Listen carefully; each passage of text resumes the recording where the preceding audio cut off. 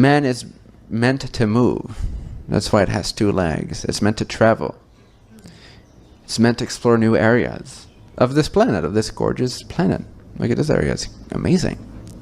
It's meant to explore new areas of consciousness, new areas of relationship. Marriage is another problem that we have. What are the odds? What are the odds that 90% of the people are meant to be with just one person in the creativity of luckless existence for the entirety of their life?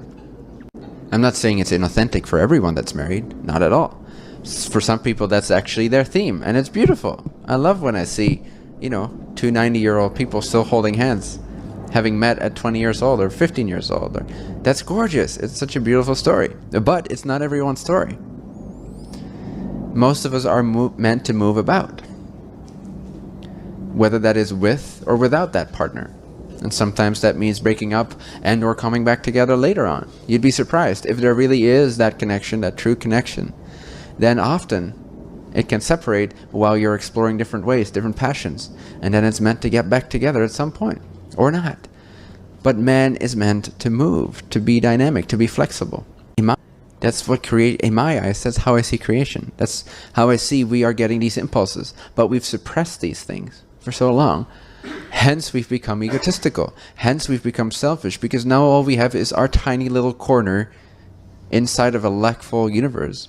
But we have not given ourselves permission to desire more than what we've created for ourselves. As a result, we become very attached to the little things that we have created for ourselves.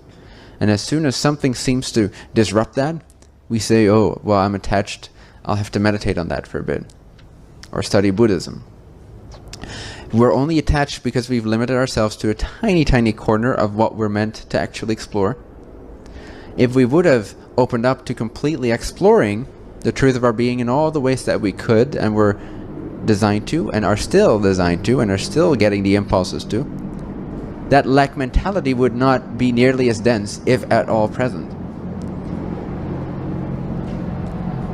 And that's what we see when we look at people that are, shall we say, maybe more on a physical level adventurers, like people that travel a lot, and people that, I'm not saying that they're happy, I'm not saying that they figured out how to live life, or how, they've not completely figured out the science of happiness, not all of them.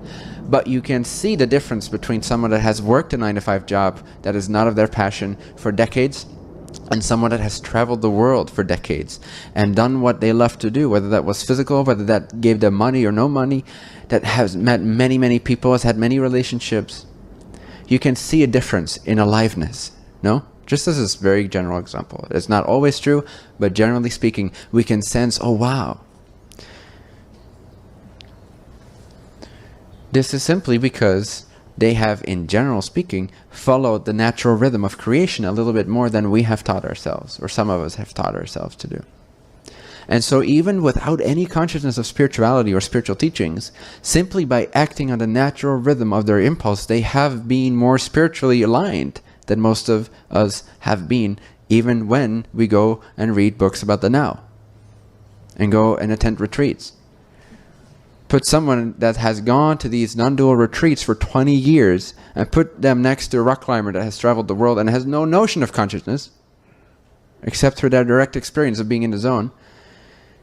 And if you would have some kind of system, device that could measure the level of aliveness in these two beings, the non-dual seeker would lose 9 out of 10 times, if not 100% of the time.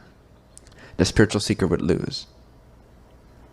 Not that this is a battle of comparison. I'm simply sharing this to wake you up, to make you see that desire is meant to be included in the package of being human. It's not meant to be excluded. That is insistence, that is egotistical, that is you being selfish, thinking you know better than the intelligence of creation. Doesn't that feel good to acknowledge that for a moment?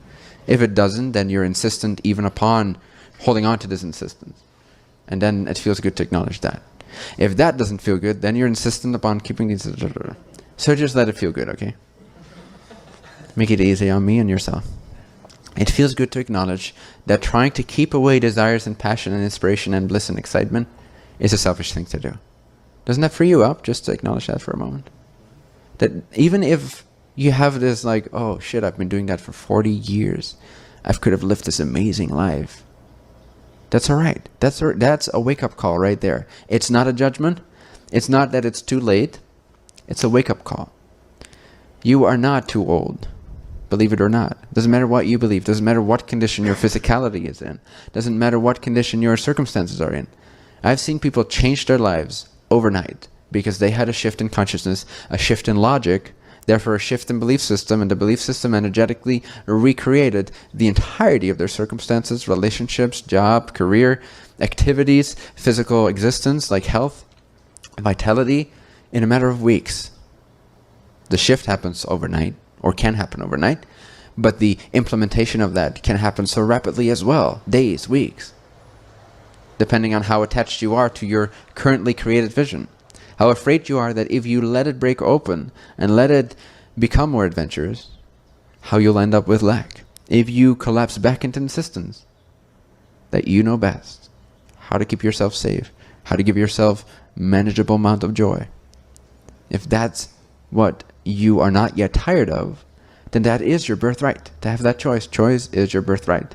Your higher self always has to. You will honor your free will, your free choice as a person. If you do not wish to receive, if you do not wish to allow, then you will not receive and you will not allow. That's not because it doesn't want to give it, it's because you're telling it no.